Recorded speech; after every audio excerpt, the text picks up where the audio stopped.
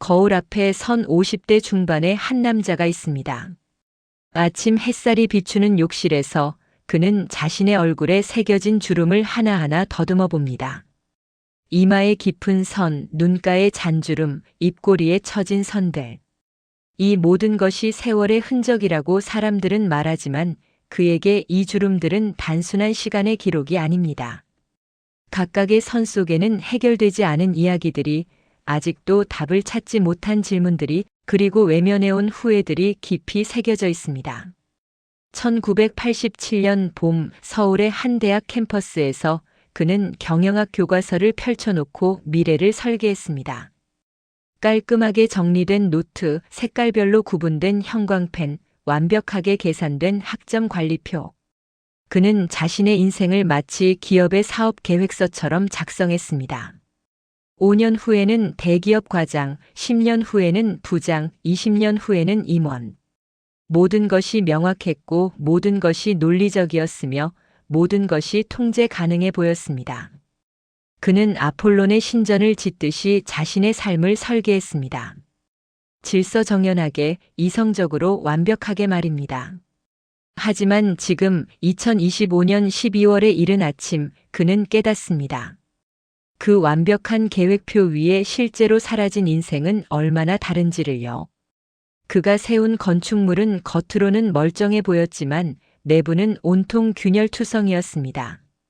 1995년 그는 승진을 위해 지방 발령을 받아들였습니다. 논리적으로는 옳은 결정이었습니다. 회사의 전략적 요충지였고 경력 개발에 유리했으며 급여도 더 높았습니다. 그러나 그 결정의 이면에는 아내의 눈물이 있었습니다. 서울에 남겨진 8살 딸아이의 외로움이 있었습니다. 주말 부부로 살았던 3년간 가족은 천천히 무너져 갔습니다. 그는 그것을 알면서도 모른 척했습니다. 왜냐하면 그의 계획표에는 가족의 감정이라는 항목이 없었기 때문입니다. 2002년 그는 또 하나의 중요한 선택의 기로에 섰습니다. 대학 동기였던 친구가 작은 벤처기업을 시작하며 동업을 제안했습니다. 그 친구는 열정적이었고 아이디어는 참신했으며 시장의 가능성도 보였습니다. 하지만 그는 거절했습니다. 안정적인 대기업의 부장 자리를 버리고 불확실한 모험을 할 수는 없었습니다. 그의 스프레드시트에는 위험 대비 수익률이 맞지 않았습니다. 10년 후 그 친구의 회사는 코스닥에 상장되었고 친구는 업계의 리더가 되었습니다. 그는 여전히 같은 회사에 조금 더 높아진 자리에 앉아 있었습니다. 그는 자신에게 말했습니다. 나는 합리적인 선택을 했어. 나는 후회하지 않아. 하지만 밤마다 그를 찾아오는 것은 바로 그 후회였습니다. 서재에 앉아 오래된 일기장을 펼칩니다. 1990년 7월 15일자 일기에는 이런 문장이 적혀 있습니다. 오늘 미술 동아리 선배인 수진 씨가 전시회에 와달라고 했다. 하지만 회사 프레젠테이션 준비가 있어서 거절했다. 일이 우선이다. 사랑은 나중에 해도 된다. 그는 그때 29이었습니다. 지금 돌이켜보면 그 프레젠테이션이 무엇에 관한 것이었는지조차 기억나지 않습니다. 하지만 수진 씨의 실망스러운 눈빛은 아직도 선명합니다. 그녀는 그 후 2번 다시 연락하지 않았고 1년 후 다른 사람과 결혼했다는 소식을 들었습니다. 그는 자신에게 말했습니다. 인연이 아니었어. 나는 일에 집중해야 해. 하지만 마음 한구석에서는 알고 있었습니다.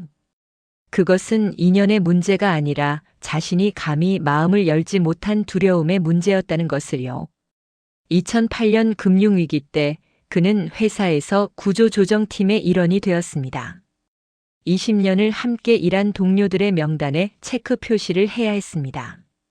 그는 감정을 배제하고 오직 숫자와 성과 지표만을 보며 결정을 내렸습니다. 그것이 전문가의 태도라고 믿었습니다. 하지만 해고 통보를 받은 후배가 사무실 복도에서 무너져 울던 모습, 가족 사진을 챙기며 떠나던 선배의 뒷모습, 이 모든 것들이 그의 가슴 어딘가에 돌처럼 박혀버렸습니다. 그는 그날 밤 혼자 소주를 마시며 중얼거렸습니다. 나는 옳은 일을 했어. 회사를 살리기 위한 불가피한 선택이었어. 하지만 그의 목소리는 떨리고 있었습니다. 이제 55의 나이에 그는 자신이 쌓아온 질서정연한 삶의 궁전을 돌아봅니다. 반듯한 경력, 적당한 재산, 안정적인 노후 설계. 모든 것이 계획대로입니다. 하지만 그 궁전의 방들은 텅 비어 있습니다. 벽은 차갑고 창문으로 들어오는 빛은 희미합니다. 그는 평생 완벽한 건축가가 되려 했지만 정작 그 안에 살아갈 영혼을 돌보지 않았습니다. 아내는 지금도 그와 같은 집에 살지만 마음은 이미 다른 곳에 있습니다. 결혼 30주년 기념일에 그가 준비한 고급 레스토랑 예약을 그녀는 담담하게 받아들였습니다. 고마워요. 당신은 늘 계획적이죠. 그 말 속에는 어떤 감정도 없었습니다. 찬사도 불평도 아닌 그저 사실의 확인이었습니다. 그는 그날 밤 처음으로 깨달았습니다. 자신이 아내에게 준 것은 안정이었지만 빼앗은 것은 열정이었다는 것을요. 딸아이는 이제 30이 넘었지만 아버지와의 대화는 여전히 어색합니다. 명절에 만나면 그는 묻습니다. 직장은 잘 다니니? 결혼 계획은? 재테크는 하고 있어? 딸은 짧게 대답합니다. 네, 아직이요 하고 있어요. 그리고 빨리 자리를 뜹니다. 그는 자신이 딸에게 좋은 조언을 하고 있다고 생각했지만 딸이 정말 원했던 것은 조언이 아니라 귀 기울여주는 아버지였다는 것을 이제야 알아차립니다. 하지만 이미 너무 늦었습니다.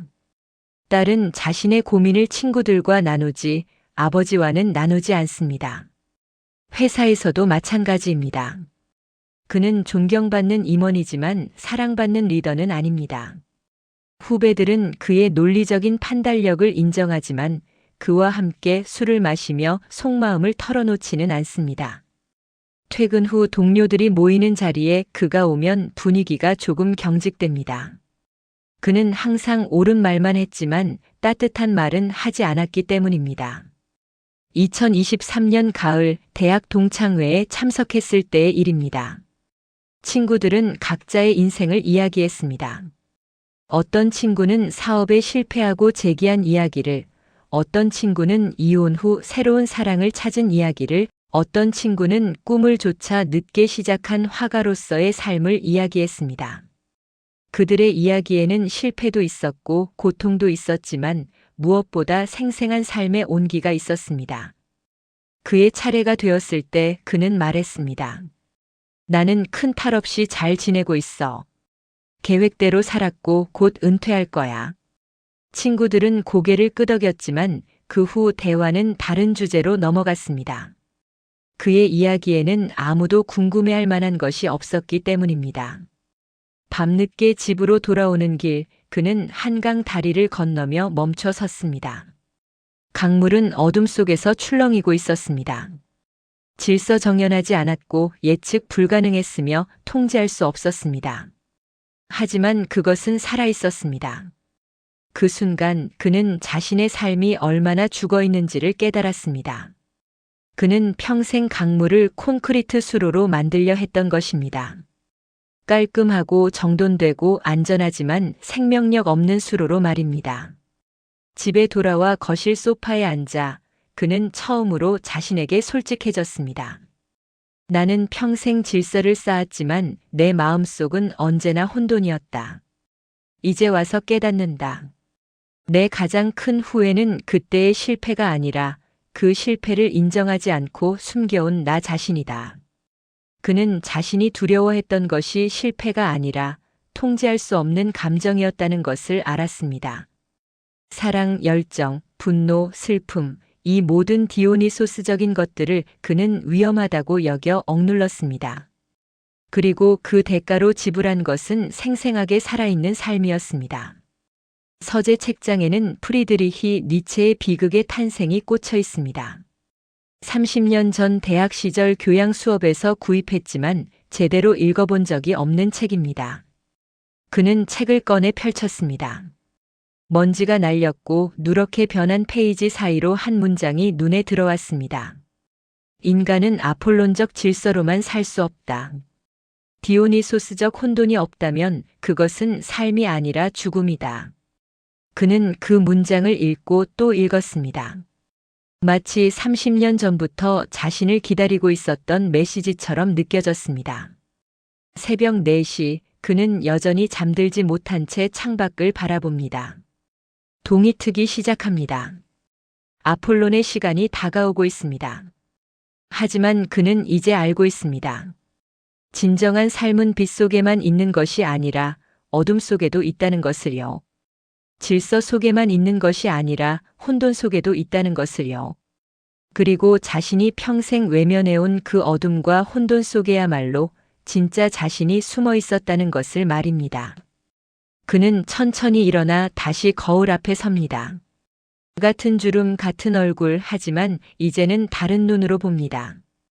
이 주름들은 단순한 실패의 기록이 아닙니다. 이것은 아직 끝나지 않은 이야기입니다. 아직 화해하지 못한 과거입니다. 아직 껴안지 못한 자기 자신입니다. 그리고 무엇보다 아직 시작하지 못한 진짜 삶입니다. 황혼은 끝이 아닙니다. 황혼은 밤이 오기 전 가장 강렬한 빛과 어둠이 만나는 순간입니다. 그는 이제 자신의 인생이 바로 그 황혼에 서 있다는 것을 깨달았습니다. 아폴론의 질서는 저물고 있지만 그것이 끝은 아닙니다. 오히려 이제야 진짜 이야기가 시작될 준비가 되었습니다. 디오니소스의 밤이 다가오고 있습니다. 그리고 그 밤 속에서 그는 마침내 자신의 진짜 얼굴을 마주하게 될 것입니다. 거울 앞에서의 각성 이후 그의 일상에는 미묘한 균열이 생기기 시작했습니다. 2024년 1월 새해 첫 출근길에서 그는 평소와 다른 길을 선택했습니다. 30년간 같은 지하철 노선, 같은 시간, 같은 칸을 고집했던 그였지만 그날은 왠지 다른 길로 걸어가고 싶었습니다. 한강변 산책로를 따라 천천히 걸었습니다. 1월의 차가운 바람이 얼굴을 때렸고 그 감각이 묘하게 생생했습니다. 그는 자신이 얼마나 오랫동안 감각을 느끼지 못하고 살았는지 깨달았습니다. 모든 것이 계획표와 일정표 속에 갇혀 있었고 삶은 체크리스트를 완료하는 기계적인 행위에 불과했습니다. 회사 책상에 앉아 그는 문득 서랍 깊숙이 숨겨둔 오래된 수첩을 꺼냈습니다. 1993년 그가 30살이었을 때 쓴 일기장이었습니다. 페이지를 넘기다가 한 장면에서 멈췄습니다. 오늘 부산 출장에서 돌아오는 길 기차 안에서 한 시인의 낭송회가 있었다.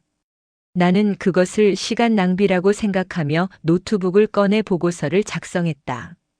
하지만 옆자리 할머니는 시를 들으며 눈물을 흘리고 계셨다. 나는 그때 생각했다. 저 눈물은 무엇일까? 왜 사람들은 실용적이지 않은 것에 감동하는가?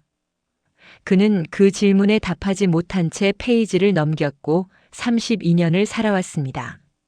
하지만 이제 55의 나이에 그는 그 질문으로 돌아와야 한다는 것을 알았습니다. 점심시간 그는 평소처럼 임원 식당이 아닌 회사 근처의 작은 식당으로 갔습니다. 그곳에는 30년째 같은 자리에서 칼국수를 끓이는 할머니가 있었습니다. 그는 그 식당을 수없이 지나쳤지만 단 한 번도 들어가 본 적이 없었습니다. 임원에게 어울리지 않는다고 생각했기 때문입니다. 하지만 그날 그는 문을 열고 들어갔습니다. 김이 모락모락 나는 칼국수 한 그릇, 할머니는 능숙한 손길로 면을 삶고 국물을 따르고 김치를 곁들였습니다. 그 모든 동작에는 50년의 시간이 축적되어 있었습니다. 첫 숟가락을 떠넣는 순간 그는 놀랐습니다. 이것은 단순한 음식이 아니었습니다. 이것은 한 사람의 인생이 녹아든 작품이었습니다. 맛있게 드시네요. 할머니가 미소 지으며 말했습니다. 그는 고개를 들어 할머니를 바라봤습니다. 주름투성이 얼굴, 굽은 허리, 거칠어진 손. 하지만 그 눈빛에는 놀라운 생명력이 있었습니다. 할머니, 힘들지 않으세요? 이 나이에도 매일 이렇게 일하시는 게? 그가 물었습니다. 할머니는 웃었습니다. 힘들지. 허리도 아프고 다리도 저리고. 하지만 이게 내 삶이야. 이 국물을 끓이고 손님들이 맛있게 먹는 걸 보면 내가 살아있다는 게 느껴져. 그게 좋아. 그 순간 그는 이해했습니다. 할머니에게 이 일은 해야 할 노동이 아니라 살아있음의 표현이었던 것입니다. 저녁 집으로 돌아오는 길에 그는 서점에 들렀습니다. 30년 전 펼쳤다가 덮어버렸던 니체의 비극의 탄생을 다시 구입했습니다. 새로 나온 번역본이었고 해설이 풍부했습니다. 그날 밤 그는 처음으로 그 책을 제대로 읽기 시작했습니다. 삶은 미학적인 현상이다. 니체의 이 문장은 그에게 충격으로 다가왔습니다. 지금까지 그는 삶을 관리해야 할 프로젝트로, 최적화해야 할 시스템으로, 성과를 내야 할 과제로만 바라봤습니다. 하지만 니체는 말하고 있었습니다. 삶은 그림이고 음악이며 연극이라고. 완성된 결과가 아니라 진행되는 과정이라고. 그리고 그 과정 속의 고통, 혼돈, 격정, 이 모든 것이 필수적인 요소라고 말입니다. 다음 날 그는 회사에서 중요한 회의에 참석했습니다. 신규 사업 제안서에 대한 평가 회의였습니다.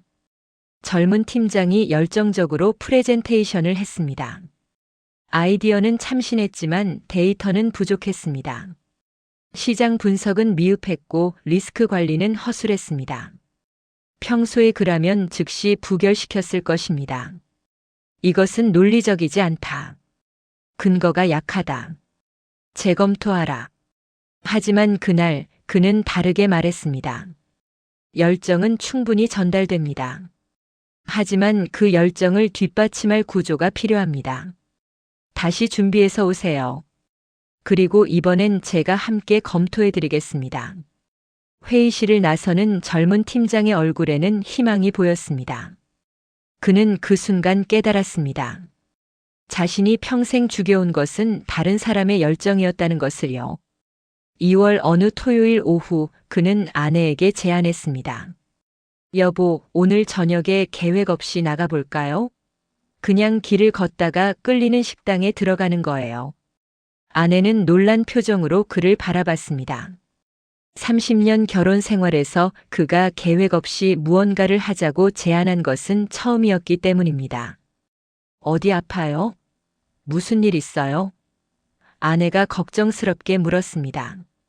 그는 웃었습니다. 아프긴요. 그냥 변화가 필요할 것 같아서요. 그들은 집을 나섰습니다. 목적지도 없이 시간 제약도 없이 그저 길을 따라 걸었습니다. 골목길을 지나고 작은 공원을 거쳐 낡은 재래시장 앞에 도착했습니다. 여기 들어가 볼까요? 그가 물었습니다. 아내는 망설였지만 고개를 끄덕였습니다. 시장 안은 혼돈 그 자체였습니다. 좁은 통로, 뒤섞인 냄새들, 시끄러운 상인들의 호객 소리, 불규칙하게 쌓인 상품들. 평소에 그라면 불편해하며 빠져나왔을 장면이었습니다. 하지만 그날 그는 그 혼돈 속에서 묘한 생명력을 느꼈습니다. 여기에는 질서는 없었지만 살아있는 리듬이 있었습니다. 계획은 없었지만 즉흥적인 아름다움이 있었습니다. 그들은 작은 포장마차에 앉아 떡볶이와 순대를 먹었습니다. 플라스틱 의자, 낡은 테이블, 하지만 그 음식은 어떤 고급 레스토랑보다 맛있었습니다. 아내가 말했습니다. 언제 이렇게 변한 거예요? 그는 대답했습니다. 변한 게 아니라 돌아온 것 같아요. 아주 오래전에 잃어버린 나 자신에게요. 3월 봄이 오고 있었습니다. 회사 옥상 정원에서 그는 점심을 먹으며 니체의 책을 읽었습니다. 디오니소스는 파괴의 신이지만 동시에 창조의 신이다. 왜냐하면 진정한 창조는 기존 질서의 파괴에서 시작되기 때문이다. 이 문장을 읽으며 그는 자신의 인생을 되돌아봤습니다. 그는 평생 질서를 지키려 했고 파괴를 두려워했습니다. 하지만 그 결과는 무엇이었나요? 안전하지만 생명력 없는 살, 완벽하지만 공허한 성취, 질서정연하지만 의미 없는 시간들이었습니다. 어느 날 저녁 딸이 집에 들렀습니다. 오랜만에 방문이었습니다. 그는 평소처럼 요즘 회사는 어때? 승진 준비는? 그 같은 질문 대신 다른 것을 물었습니다. 너는 요즘 행복하니? 딸은 놀란 듯 아버지를 바라봤습니다. 갑자기 왜 그런 걸 물어보세요? 그냥 궁금해서. 아빠는 내가 성공하는 것보다 내가 행복한 게 더 중요하다는 걸 너무 늦게 깨달았어. 딸의 눈에 눈물이 맺혔습니다. 아빠, 저도 그 말 듣고 싶었어요. 정말 오래전부터요. 그들은 그날 밤 처음으로 진짜 대화를 나눴습니다. 성과가 아닌 감정에 대해, 계획이 아닌 꿈에 대해, 성공이 아닌 행복에 대해서 말입니다. 4월의 어느 비 오는 밤, 그는 혼자 발코니에 서서 빗소리를 들었습니다. 불규칙한 리듬, 예측할 수 없는 패턴, 통제할 수 없는 자연의 힘. 그것은 교향곡이었습니다. 완벽하게 작곡된 악보가 아니라 즉흥적으로 연주되는 자연의 음악이었습니다. 니체가 말했던 것이 이것이었구나. 그는 깨달았습니다. 삶은 악보가 아니라 연주입니다. 계획이 아니라 즉흥입니다. 완성이 아니라 과정입니다. 그리고 그 과정 속의 불협화음, 예상치 못한 리듬, 통제할 수 없는 변주, 이 모든 것이야말로 진짜 음악을 만드는 요소들이었습니다. 인생은 덧셈과 뺄셈으로 끝나는 회계장부가 아니다. 인생은 연극이며 축제다. 고통 없이 즐거움만 있다면 그것은 희극이 아니라 지루한 독백일 뿐이다. 나의 가장 격렬했던 혼돈의 순간이야말로 가장 생생했던 나 자신이었다. 그는 이 문장을 일기장에 적었습니다. 그리고 처음으로 이해했습니다. 자신이 피하려 했던 모든 혼돈의 순간들, 1995년 지방 발령을 갈등하며 밤새 잠 못 이루던 그때, 2002년 친구의 제안을 거절하며 가슴이 찢어지던 그때, 2008년 동료들을 해고하며 영혼이 무너지던 그때, 바로 그 순간들이야말로 자신이 가장 인간답게 살아있던 시간이었다는 것을요. 5월 그는 회사에 사표를 제출했습니다.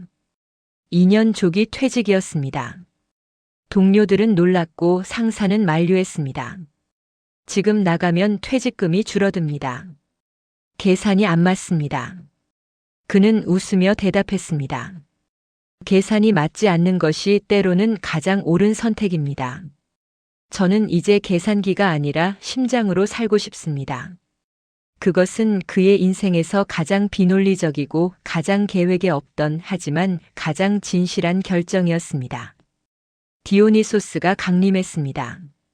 질서의 신 아폴론이 지배하던 그의 삶에 혼돈과 열정의 신 디오니소스가 찾아온 것입니다. 그것은 파괴처럼 보였지만 사실은 해방이었습니다. 그것은 끝처럼 보였지만 사실은 시작이었습니다. 그는 이제 알았습니다. 인생은 완성된 건축물이 아니라 흐르는 강물이라는 것을, 질서만으로는 살 수 없고 혼돈이 필요하다는 것을, 그리고 자신이 평생 두려워했던 그 혼돈 속에야말로 진짜 삶이 숨쉬고 있다는 것을 말입니다. 퇴직 후 첫 달, 그는 아무것도 하지 않기로 했습니다. 30년간 빈틈없이 짜여진 일정표에 따라 살았던 그에게 이 아무것도 안 함은 가장 낯선 경험이었습니다. 2024년 6월의 어느 아침 알람 없이 눈을 떴습니다. 시계를 보니 오전 9시. 평소 같았으면 이미 회사에서 두 번째 회의를 하고 있을 시간이었습니다. 하지만 지금은 아무 곳에도 가지 않아도 됩니다. 그는 침대에 누운 채 천장을 바라봤습니다. 이상하게도 불안하지 않았습니다. 오히려 이 고요함이 편안했습니다. 서재로 가서 오래된 상자들을 꺼냈습니다. 30년간 모아둔 일기장, 사진첩, 편지들이 먼지를 뒤집어 쓴 채 쌓여 있었습니다. 그는 하나씩 펼쳐보기 시작했습니다. 1995년 7월 3일자 일기에는 이렇게 적혀 있었습니다. 오늘 아내와 큰 싸움을 했다. 지방 발령 때문이다. 그녀는 울면서 말했다. 당신은 우리보다 회사가 더 중요한 거예요? 나는 대답하지 못했다. 아니, 대답하지 않았다. 왜냐하면 사실이었기 때문이다. 나는 괴물인가? 그 문장을 읽으며 그의 눈에 눈물이 맺혔습니다. 그때의 자신이 괴물이 아니었다는 것을, 그저 두려웠던 사람이었다는 것을 이제는 알 수 있었습니다. 다음 페이지를 넘겼습니다. 1997년 10월 15일 딸아이의 초등학교 운동회였다. 나는 가지 못했다. 중요한 프레젠테이션이 있었다. 저녁에 집에 왔을 때 딸은 이미 잠들어 있었다. 베개 밑에 상장이 있었다. 달리기 1등. 나는 그 상장을 보며 울었다. 하지만 다음 날 아침 아무 일 없었다는 듯 출근했다. 그는 그 일기를 읽으며 가슴이 찢어지는 것 같았습니다. 하지만 동시에 그때의 고통이 지금의 자신을 만들었다는 것도 알았습니다. 만약 그때 아무 감정도 느끼지 않았다면 그는 진짜 괴물이었을 것입니다. 하지만 그는 울었습니다. 베개에 얼굴을 묻고 소리 없이 울었던 그날 밤 그는 여전히 인간이었습니다. 7월 어느 날 그는 오래된 친구를 만나기로 했습니다. 2002년 벤처 사업을 제안했다가 거절당했던 그 친구였습니다. 20년 만에 재회였습니다. 강남의 한 조용한 카페에서 만났습니다. 친구는 여전히 활력이 넘쳤지만 얼굴에는 세월의 흔적이 깊게 새겨져 있었습니다. 오랜만이야. 그동안 어떻게 지냈어? 그가 물었습니다. 친구는 웃었습니다. 뭐 살았지. 성공도 했고 실패도 많이 했고. 너는? 나도 살았어. 하지만 제대로 산 것 같지는 않아. 그는 솔직하게 대답했습니다. 두 사람은 커피를 마시며 지난 시간을 이야기했습니다. 친구가 말했습니다. 사실 그때 내가 거절했을 때 나 정말 서운했어. 20년 우정이 그 정도밖에 안 되나 싶었지. 하지만 지금 생각하면 이해해. 너는 내 방식으로 살았던 거잖아. 그게 틀린 건 아니야. 그는 고개를 저었습니다. 아니야. 틀렸어. 나는 두려움 때문에 거절한 거였어. 실패가 무서웠던 거지. 너를 믿지 못해서가 아니라 나 자신을 믿지 못했던 거야. 그게 평생 후회로 남았어. 친구는 그의 손을 잡았습니다. 그래도 괜찮아. 우리 다시 만났잖아. 그걸로 충분해. 그날 밤 집으로 돌아와 그는 니체의 책을 다시 펼쳤습니다. 운명의 아모르 파티. 내 운명을 사랑하라. 일어난 모든 일이 달리 일어날 수 없었다고 믿고 그것을 사랑하라.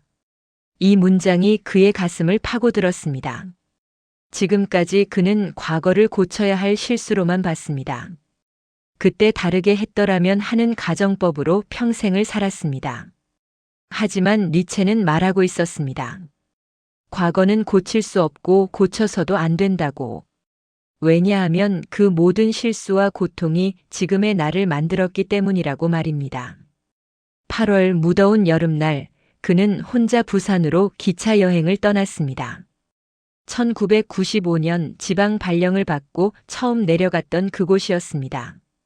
기차 안에서 그는 창밖을 바라봤습니다. 29년 전 이 같은 길을 갈 때 그의 마음은 야망으로 가득했습니다. 성공하겠다는 욕망, 증명하겠다는 집착, 올라가겠다는 의지. 하지만 지금 그의 마음은 텅 비어 있었습니다. 아니, 비어 있는 것이 아니라 여유가 생긴 것이었습니다. 욕망이 빠져나간 자리에 평화가 들어왔습니다. 부산역에 도착해서 그는 29년 전 근무했던 지사가 있던 곳을 찾아갔습니다. 건물은 이미 철거되어 새로운 아파트가 들어서 있었습니다. 하지만 그 앞 작은 국밥집은 여전히 그 자리에 있었습니다. 그는 그 식당에 들어갔습니다. 주인은 바뀌었지만 국밥 맛은 여전했습니다. 그는 국밥을 먹으며 기억을 더듬었습니다. 매일 밤 10시까지 일하고 이 식당에서 혼자 국밥을 먹던 그때. 가족이 그리웠지만 전화도 자주 하지 못했던 그때. 외로웠지만 그 외로움을 인정하지 않았던 그때. 나는 그 폭풍우를 비극이라고 불렀다. 하지만 니체는 내게 묻는다. 그 폭풍이 너의 돛을 가장 단단하게 만들지 않았는가? 내 영혼의 깊이를 증명하지 않았는가? 이제 나는 내 비극에 감사한다. 그것이 나를 완성시켰으므로. 그는 수첩에 이 문장을 적었습니다. 해운대 백사장을 걸으며 그는 파도 소리를 들었습니다. 끊임없이 밀려왔다가 물러가는 파도. 그것은 삶의 리듬이었습니다. 기쁨이 왔다가 가고 고통이 왔다가 가고 성공이 왔다가 가고 실패가 왔다가 갑니다. 하지만 파도가 멈추는 순간 바다는 죽은 바다가 됩니다. 삶도 마찬가지였습니다. 고통이 없다면 그것은 삶이 아니라 정지된 시간일 뿐입니다. 9월 추석 명절에 온 가족이 모였습니다. 딸과 사위, 그리고 두 살배기 손녀까지. 저녁 식사 후 딸이 조심스럽게 물었습니다. 아빠 후회하세요? 일찍 퇴직한 거? 그는 웃으며 대답했습니다. 후회? 아니 전혀. 오히려 왜 진작 하지 않았나 후회하지. 하지만 아빠는 평생 회사 인간이셨잖아요.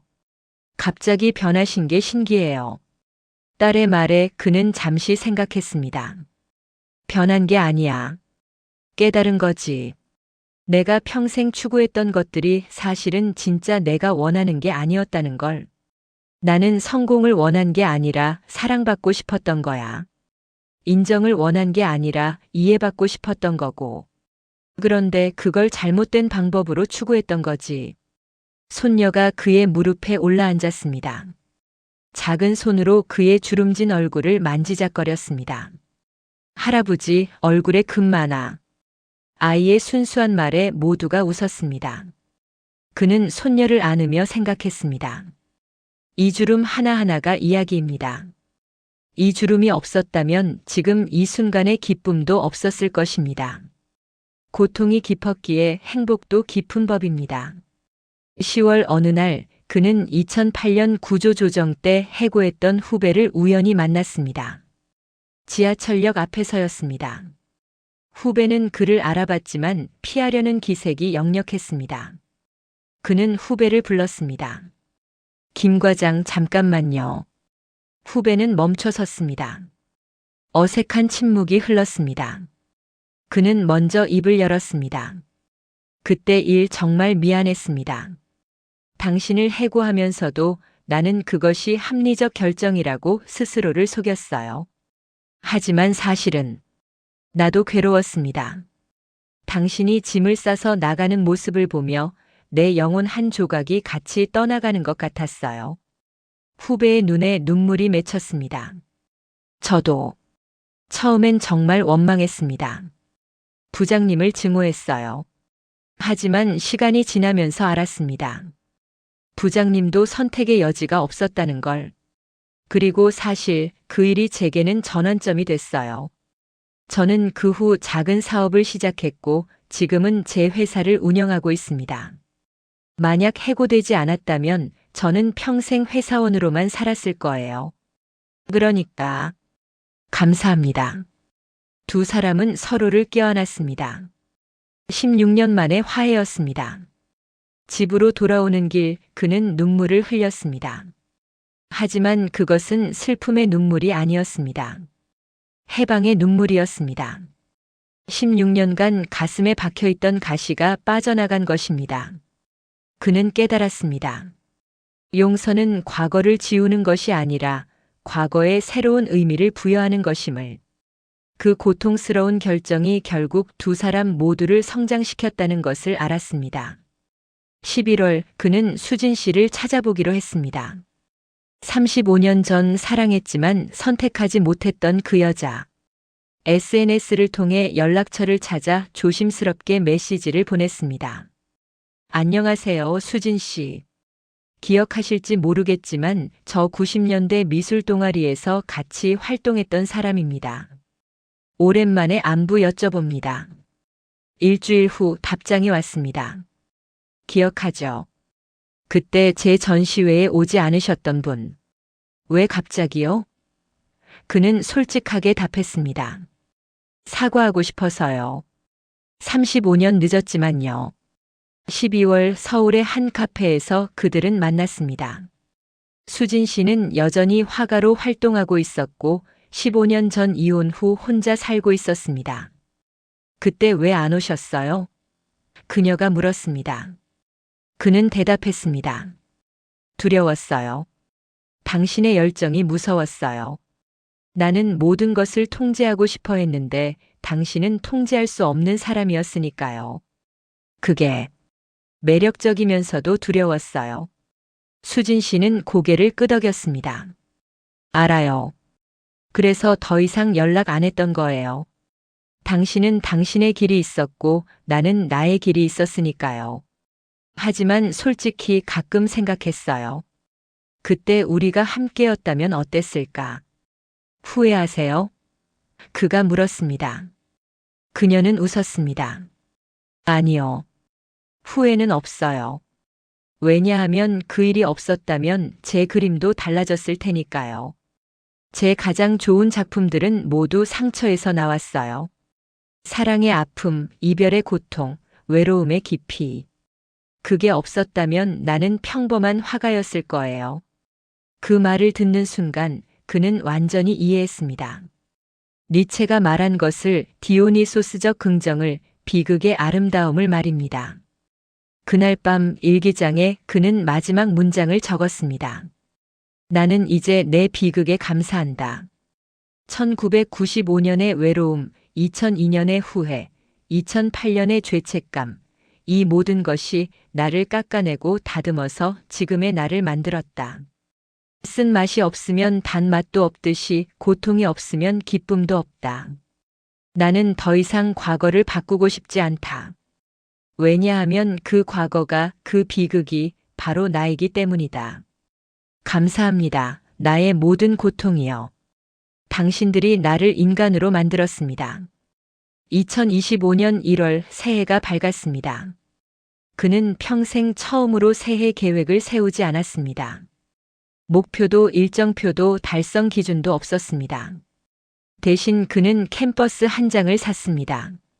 흰색 천에 나무 틀이 짜여진 60호 크기의 커다란 캔버스였습니다. 미술용품점 주인이 물었습니다. 그림 그리세요?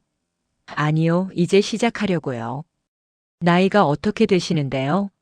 56입니다. 주인은 미소 지었습니다. 좋은 나이네요. 시작하기에 완벽한 나이입니다. 서재 한쪽을 작은 작업실로 만들었습니다. 캔버스를 세우고 물감과 붓을 준비했습니다. 하지만 며칠간 그는 그저 빈 캔버스만 바라봤습니다. 무엇을 그려야 할지 몰랐습니다. 아니, 정확히 말하면 완벽하게 그려야 한다는 강박이 그를 막고 있었습니다. 일주일이 지나도록 캔버스는 여전히 하였습니다. 아내가 물었습니다. 왜 시작을 안 해요? 실수할까 봐요. 첫 붓질이 엉망이면 전체가 망가지잖아요. 아내는 웃었습니다. 당신 아직도 그렇게 생각해요? 그림은 지울 수 있어요. 덮을 수도 있고요. 완벽할 필요 없어요. 그날 밤 그는 결심했습니다. 이틀 후 아침 커피를 마시고 작업실로 들어가 아무 생각 없이 붓을 들었습니다. 파란색을 적셔 캔버스에 한 획을 그었습니다. 거친 선이었습니다. 떨리는 손 때문에 삐뚤어진 선이었습니다. 하지만 그것은 시작이었습니다. 그는 계속했습니다. 빨간색, 노란색, 검은색.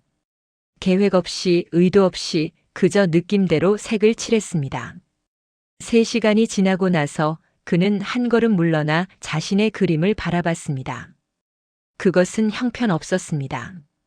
아무 의미도 없어 보였고 조화롭지도 않았으며 기술적으로도 엉망이었습니다. 하지만 그는 웃고 있었습니다. 왜냐하면 그것은 그의 것이었기 때문입니다. 2월 딸이 찾아왔습니다. 손녀를 데리고 왔습니다. 아이는 작업실을 보고 눈이 휘둥그레졌습니다. 할아버지, 이건 뭐야? 할아버지가 그린 그림이란다. 예쁘지 않은데? 아이의 솔직한 말에 모두가 웃었습니다. 딸이 말했습니다. 아빠, 언제부터 그림을 그리기 시작하신 거예요? 지난달부터. 평생 하고 싶었지만 못했던 거야. 시간이 없다고, 재능이 없다고, 늦었다고 생각했거든. 하지만 이제 알았어. 늦은 게 아니라 때가 온 거라는 걸. 딸의 눈에 뭔가 빛나는 것이 보였습니다. 아빠, 저도 사실 하고 싶은 게 있어요. 회사 그만두고 작은 카페를 하고 싶어요. 하지만 겁이 나요. 그는 딸의 손을 잡았습니다. 두려움은 자연스러운 거야. 하지만 그 두려움 때문에 꿈을 포기하면 그게 진짜 후회가 돼. 아빠처럼 말이야. 하지만 지금이라도 시작하면 그건 용기가 되는 거지. 3월 봄이 왔습니다. 그는 매일 아침 캠퍼스 앞에 앉았습니다. 어떤 날은 1시간만 그렸고 어떤 날은 하루 종일 그렸습니다.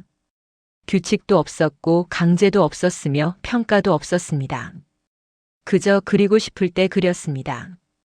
점점 그의 그림들이 쌓여갔습니다. 풍경도 아니고 인물도 아니고 추상도 아닌 무언가 모호한 형태들이었습니다. 하지만 각각의 그림에는 그날의 감정이 담겨 있었습니다. 기쁨, 슬픔, 그리움, 평화, 불안, 희망. 모든 색깔이 섞여 있었습니다. 어느 날 오후 미술 학원 선생님을 초대했습니다. 근처에서 30년간 학원을 운영해온 분이었습니다. 그는 자신의 그림들을 보여주며 물었습니다. 선생님, 솔직히 말씀해 주세요. 제 그림은 어떤가요? 선생님은 한참 동안 그림들을 바라봤습니다. 그리고 말했습니다. 기술적으로는 형편없습니다. 원근법도 틀렸고 색 조화도 엉망이고 구도도 불안정합니다. 그는 고개를 끄덕였습니다. 예상했던 평가였습니다. 하지만 선생님이 덧붙였습니다. 그런데 말이죠, 이상하게도 당신 그림에는 힘이 있어요. 진실이 있어요. 기교는 없지만 정직함이 있어요. 제가 가르친 수많은 학생들 중에서도 이렇게 솔직한 그림을 그리는 사람은 드물어요. 왜냐하면 대부분은 잘 그리려고 하거든요. 하지만 당신은 그리고 싶어서 그리는 게 보여요. 그게 차이입니다. 그날 밤 그는 니체의 책에서 한 구절을 다시 읽었습니다. 우리는 우리 자신의 삶을 예술 작품으로 만들어야 한다.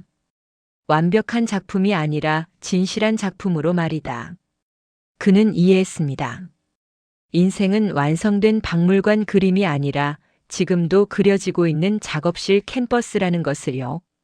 실수도 있고 얼룩도 있고 겹쳐진 색들도 있지만 그 모든 것이 작품의 일부라는 것을요. 4월 그는 1995년부터 2024년까지의 자신의 인생을 하나의 그림으로 표현하기 시작했습니다. 커다란 캠퍼스의 시간의 흐름을 그렸습니다. 왼쪽 아래는 어두운 색들로 시작했습니다. 지방 발령의 외로움, 검은색과 회색으로 표현했습니다. 그 위에 날카로운 붉은 선을 그었습니다. 2002년의 후회, 선택하지 못한 기회의 아픔이었습니다. 중간 부분은 차갑고 딱딱한 파란색 사각형들로 채웠습니다. 2008년의 구조조정, 감정을 억누르고 이성만으로 살았던 시간들이었습니다. 하지만 오른쪽으로 갈수록 색깔이 변했습니다.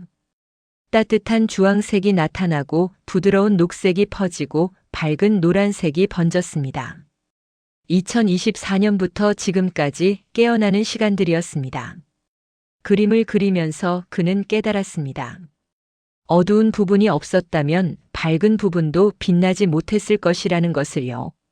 검은색이 있기에 노란색이 더 선명하고 차가운 파란색이 있기에 따뜻한 주황색이 더 포근한 것입니다. 그의 인생도 마찬가지였습니다. 고통이 있었기에 기쁨이 더 값지고 실패가 있었기에 성공이 더 의미 있으며 후회가 있었기에 지금의 평화가 더 소중한 것입니다. 5월 어느 날 대학 동창회가 있었습니다. 친구들 앞에서 그는 자신의 그림 사진을 보여줬습니다. 야, 너 언제부터 화가 됐어? 친구들이 놀라며 물었습니다. 화가는 아니야. 그냥 그림 그리는 사람이지.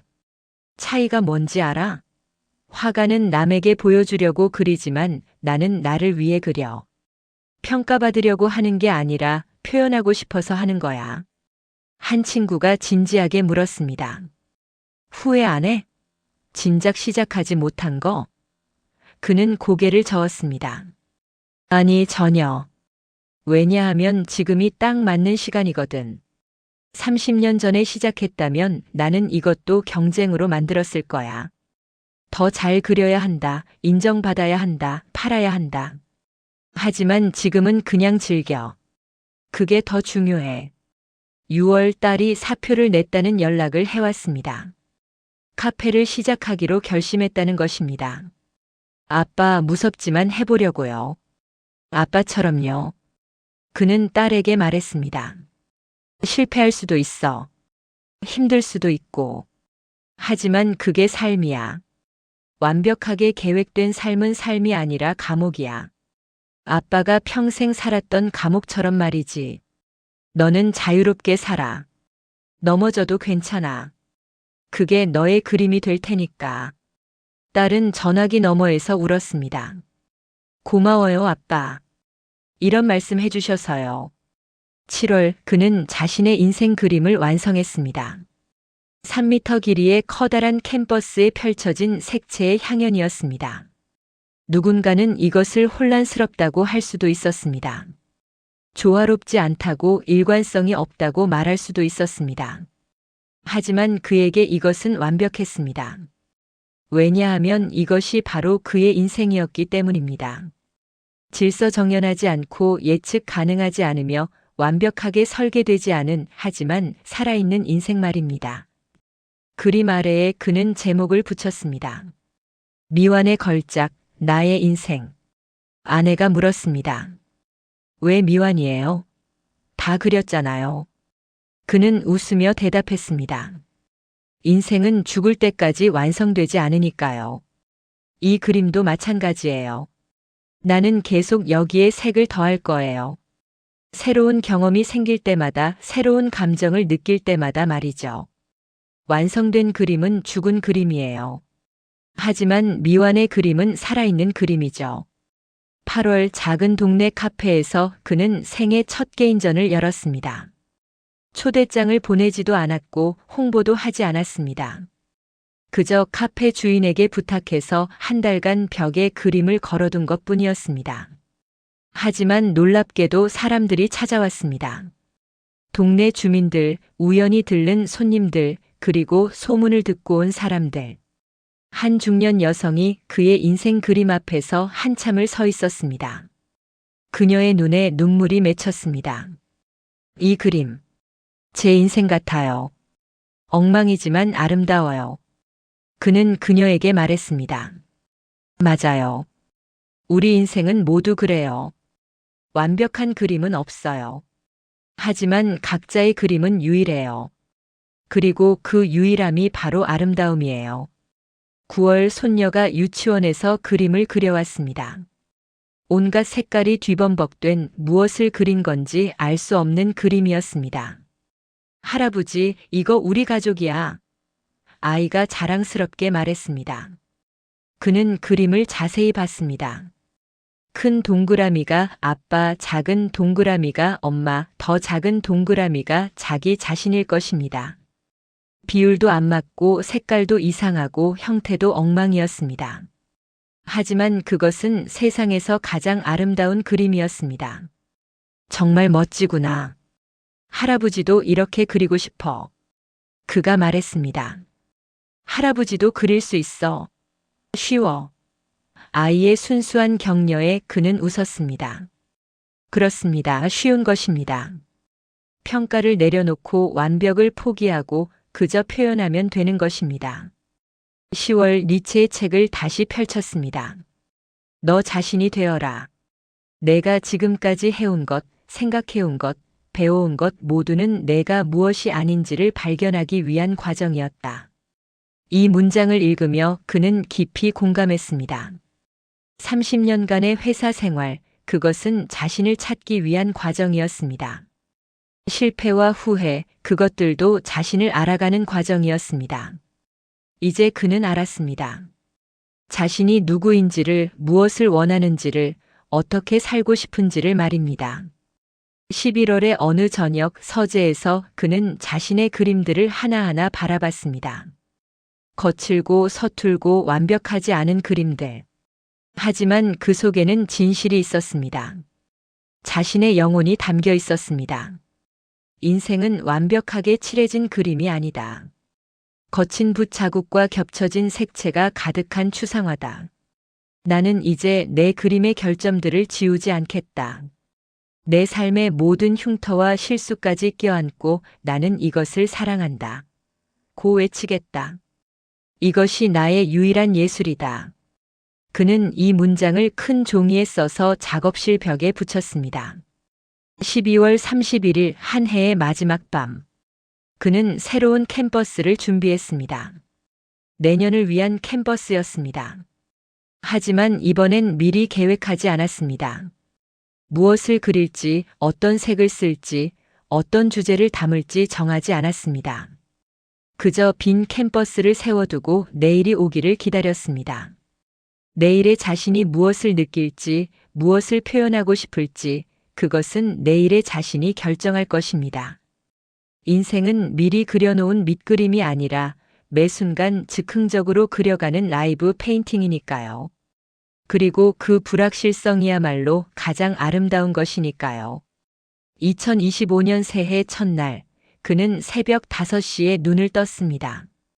알람도 없이 계획도 없이 그저 자연스럽게 깨어났습니다. 창밖으로 여명이 밝아오고 있었습니다. 그는 침대에서 일어나 발코니로 나갔습니다. 차가운 공기가 폐를 채웠고 그 감각이 생생했습니다. 나는 살아있다. 그는 중얼거렸습니다. 단순한 사실이었지만 이제는 그 의미가 달랐습니다. 살아있다는 것은 숨 쉬는 것만이 아니었습니다. 느끼는 것, 경험하는 것, 변화하는 것, 그리고 무엇보다 자유로운 것이었습니다. 1월 첫째 주 그는 딸의 카페 오픈을 도왔습니다. 홍대 근처 작은 골목, 20평 남짓한 공간이었습니다. 딸은 긴장한 얼굴로 마지막 점검을 하고 있었습니다. 아빠, 잘할 수 있을까요? 망하면 어떡하죠? 그는 딸의 어깨에 손을 얹었습니다. 망할 수도 있지. 하지만 그게 뭐 어때? 아빠는 30년간 망하지 않으려고 안전하게만 살았어. 그리고 그게 가장 큰 실패였어. 진짜 실패는 넘어지는 게 아니라 시도조차 하지 않는 거야. 너는 이미 성공한 거야. 시작했으니까. 오픈 첫날 손님은 많지 않았습니다. 하지만 딸의 얼굴에는 빛이 났습니다. 자신의 꿈을 실현하는 사람의 얼굴이었습니다. 그는 매주 화요일마다 딸의 카페를 방문하기로 했습니다. 손님으로가 아니라 이야기꾼으로 말입니다. 카페 한쪽 구석에 작은 무대를 만들었고 그곳에서 그는 자신의 인생 이야기를 들려주기 시작했습니다. 인생 2막 실패에서 배운 것들이라는 제목의 작은 모임이었습니다. 첫 번째 화요일 5명의 사람들이 왔습니다. 대부분 40대에서 60대 사이의 중년들이었습니다. 그는 자신의 이야기를 솔직하게 풀어놓았습니다. 1995년의 선택, 가족보다 일을 우선시했던 후회. 2002년의 두려움, 안전을 선택하고 도전을 포기했던 비겁함. 2008년의 죄책감, 숫자로만 사람을 판단했던 냉혹함. 그리고 2024년의 깨달음, 모든 것을 껴안고 다시 시작한 용기. 한 50대 여성이 눈물을 흘리며 말했습니다. 저도 똑같아요. 저도 30년간 안전하게만 살았어요. 하고 싶은 거 다 포기하고 남들이 원하는 대로만 살았어요. 이제는 너무 늦은 것 같아요. 그는 고개를 저었습니다. 늦지 않았어요. 제가 증거예요. 저는 55에 시작했어요. 지금 56이고요. 이 1년이 제 인생에서 가장 생생한 시간이었어요. 나이는 숫자일 뿐이에요. 중요한 건 지금 이 순간 당신이 무엇을 선택하느냐예요. 2월 화요일 모임은 점점 커졌습니다. 10명, 20명, 마침내 30명까지. 카페는 가득 찼고 사람들은 바닥에 앉아서도 그의 이야기를 들었습니다. 하지만 이제는 그만 이야기하는 것이 아니었습니다. 참석자들도 각자의 이야기를 나누기 시작했습니다. 한 60대 남성은 정년퇴직 후 아무것도 하지 못하고 집에만 있다가 우울증에 걸렸던 이야기를, 한 40대 여성은 이혼 후 자신을 잃어버렸다가 다시 찾아가는 과정을 이야기했습니다. 그곳은 이제 단순한 모임이 아니었습니다. 상처받은 영혼들이 서로를 치유하는 공동체였습니다. 3월 한 출판사 편집자가 카페를 찾아왔습니다. 화요일 모임 소문을 듣고 온 것이었습니다. 선생님의 이야기를 책으로 만들면 어떨까요? 그는 망설였습니다. 저는 작가가 아니에요. 그냥 평범한 사람이에요. 편집자는 웃었습니다.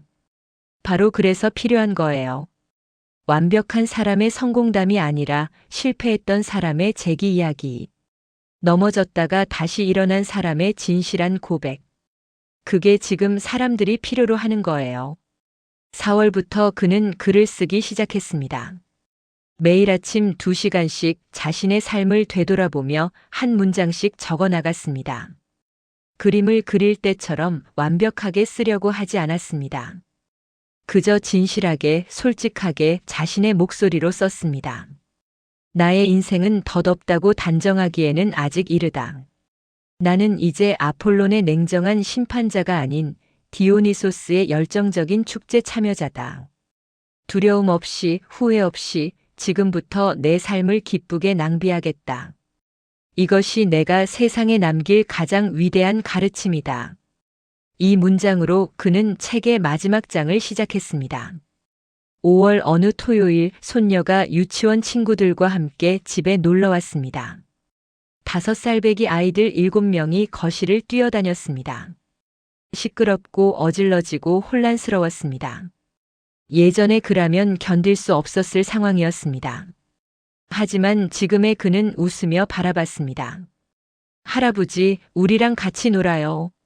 손녀가 그의 손을 잡아 끌었습니다.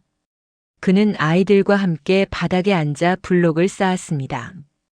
계획 없이, 설계도 없이 그저 즉흥적으로 쌓아 올렸습니다. 탑이 무너졌습니다. 아이들은 깔깔 웃었고 다시 쌓기 시작했습니다. 무너지고 다시 쌓고 또 무너지고 또 쌓았습니다. 그 과정이 바로 즐거움이었습니다. 인생도 이렇게 살면 되는 거구나. 그는 생각했습니다. 6월 화요일 모임에서 한 70대 할아버지가 찾아왔습니다. 지팡이를 짚고 천천히 걸어 들어왔습니다. 모임이 끝난 후 그는 그 할아버지에게 다가갔습니다. 어르신, 오늘 이야기가 도움이 되셨나요? 할아버지는 고개를 끄덕였습니다. 도움이 됐어요. 하지만 나는 이제 75이에요. 당신은 56에 시작했지만 나는 너무 늙었어요. 그는 할아버지의 손을 잡았습니다. 어르신, 제가 만난 가장 멋진 사람은 80에 그림을 시작한 할머니였어요. 칼국수집 할머니요. 그분은 말씀하셨어요. 매일이 새로운 시작이라고요. 나이는 핑계예요. 진짜 문제는 두려움이에요. 그리고 그 두려움은 어떤 나이에도 극복할 수 있어요. 7월 그의 책이 출간되었습니다. 제목은 미완의 걸작, 인생 2막을 시작하다였습니다. 표지에는 그가 그린 그림이 들어갔습니다. 거칠지만 생생한, 혼란스럽지만 아름다운 그림이었습니다. 출판 기념회를 열었습니다. 딸의 카페에서였습니다. 100명이 넘는 사람들이 왔습니다. 화요일 모임 멤버들, 옛 회사 동료들, 대학 동창들, 그리고 그의 이야기를 듣고 용기를 얻은 낯선 사람들까지. 한 젊은 여성이 책에 사인을 부탁하며 말했습니다. 저는 30살이에요. 아직 젊지만 벌써 지쳐 있어요. 선생님 책을 읽고 깨달았어요. 나이가 문제가 아니라 어떻게 사느냐가 문제라는 걸요. 8월 SBS 라디오에서 인터뷰 요청이 왔습니다. 세상을 바꾸는 시간 15분이라는 프로그램이었습니다. 녹음실에 들어가 마이크 앞에 앉았을 때 그는 긴장했습니다. 하지만 진행자가 첫 질문을 던지자 긴장은 풀렸습니다. 가장 후회하는 선택이 무엇인가요? 가장 후회하는 건 후회했다는 거예요. 저는 30년간 과거를 후회하며 살았어요. 그때 이렇게 했더라면 하고요. 하지만 이제는 알아요. 후회는 과거를 바꾸지 못해요. 오히려 현재를 망칠 뿐이에요. 진짜 중요한 건 지금 이 순간 무엇을 선택하느냐예요. 방송이 나간 후 수백 통의 메시지가 왔습니다. 대부분 중년들이었지만 놀랍게도 20대, 30대들도 많았습니다. 저도 이미 인생을 망친 것 같아요. 28인데 벌써 늦은 것 같아요. 한 청년의 메시지를 읽으며 그는 답장을 썼습니다. 늦었다고 느낄 때가 가장 빠른 때입니다. 제가 55에 깨달은 것을 당신은 28배 깨달았네요. 축하합니다. 당신에게는 아직 수십 년이 남았어요. 그 시간으로 무엇을 할지는 당신이 결정하는 거예요. 9월 추석 명절이었습니다. 온 가족이 모였습니다. 딸의 카페는 이제 안정적으로 운영되고 있었고 단골 손님들이 생겼습니다.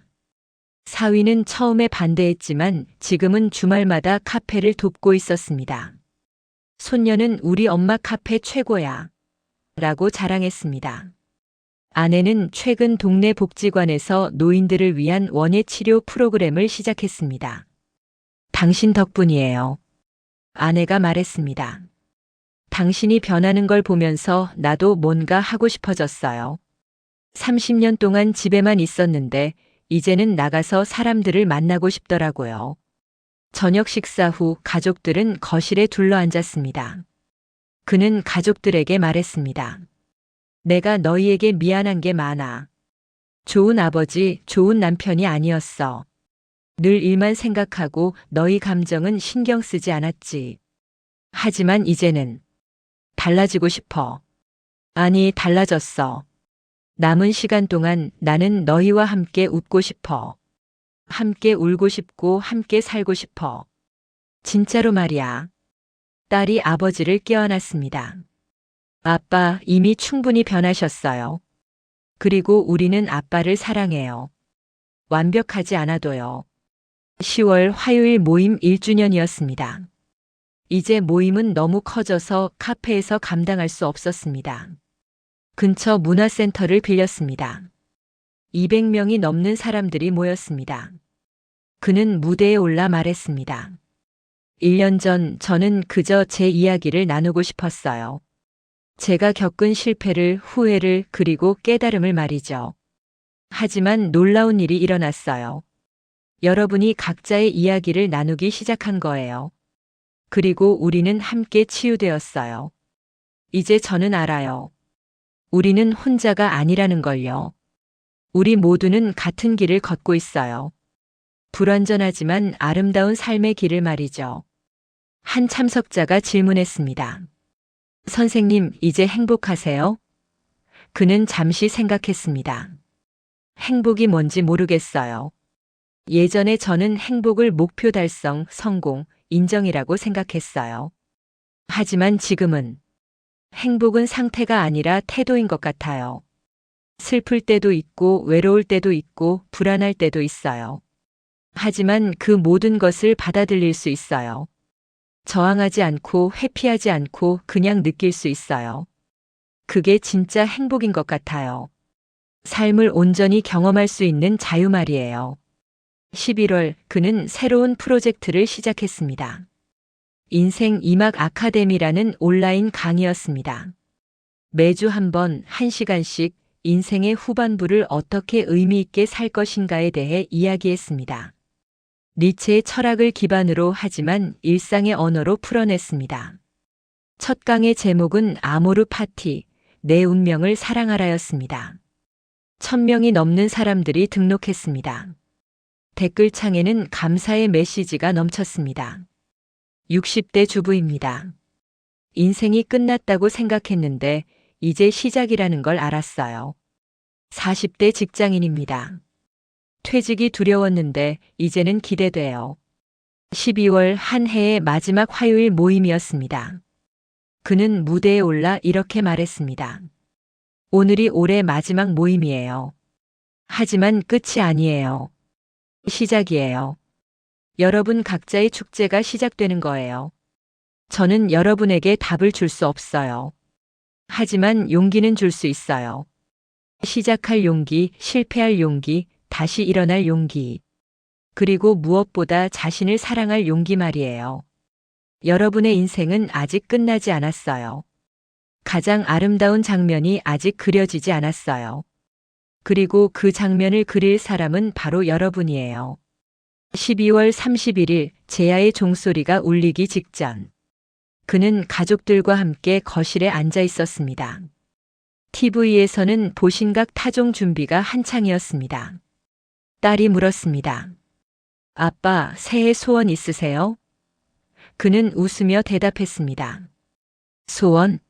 글쎄. 예전 같았으면 목표를 세웠겠지.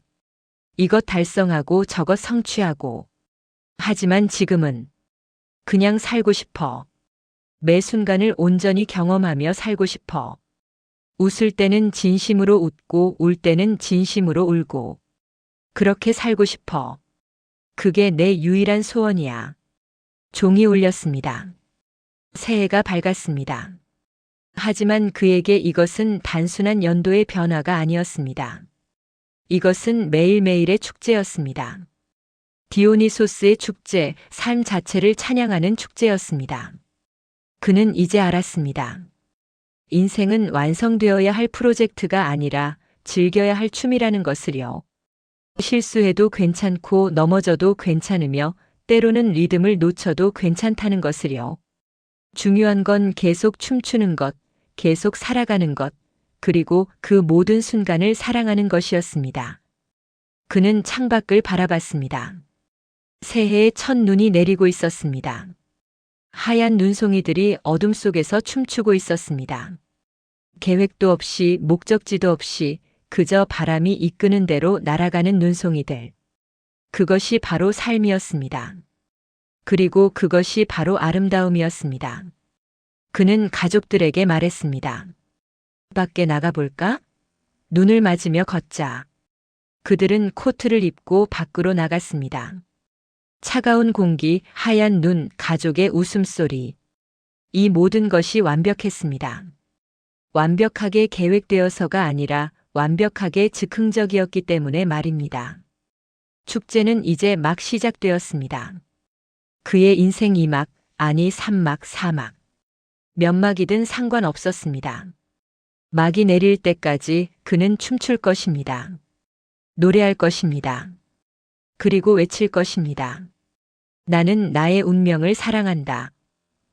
이것이 그가 세상에 남길 가장 위대한 유산이었습니다. 성공의 비결이 아니라 삶을 사랑하는 법.